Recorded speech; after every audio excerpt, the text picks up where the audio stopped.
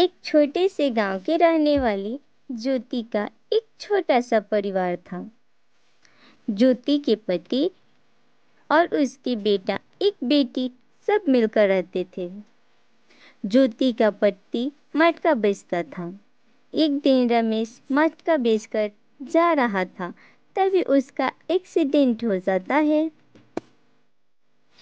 उस दिन से रमेश बिस्तर पर सोने के सिवा कुछ काम नहीं किया करता था, क्योंकि उसका पैर टूट गया था। अब ज्योति पर घर की सारी जिम्मेदारी आ गई। अब ज्योति मटका बनाती और बेचा करती थी। ज्योति के परिवार अब और ज्यादा गरीब हो गए थे। खाने तक पे पैसा नहीं था। अगले दिन ज्योति मटका बेचने जाती है। उस दिन उसके 2-3 मटके ही बिका था। उसी पैसा से वह रमेश के लिए दवा और खाने का सामान खरीद के ले जाती है। माँ माँ आ गई। माँ आप आ गई, बहुत भूख लगी है, कुछ खाने को दीजिए। ज्योति जाती है और कुछ खाने को बनाती है और सब खाकर सो जाते हैं। अगले दिन ज्योति सुबह पानी भरने के लिए नदी किनारे जाती है, क्योंकि ज्योति के घर में कोई नलका नहीं था। तभी उसने देखा कि एक मेढक को चोट लगी है।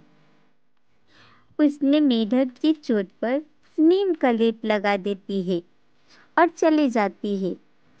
उस दिन ज्योति मटका बेचने जाती है, तो पूरे दिन में एक भी मटका नहीं बिकता है। वह दुखी होकर उसी रास्ते से घर जा रही थी।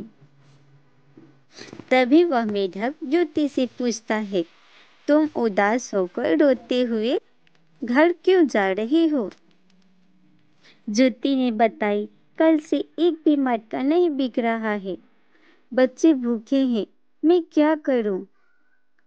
तब मेढक ने एक जादुई मटका देता है और कहता है, देखो ज्योति, इस मटका से तुम जो कुछ मांगोगी वो तुझे मिलेगा। यह मटका अब तुम्हारे जीवन भर का सहारा बनेगा।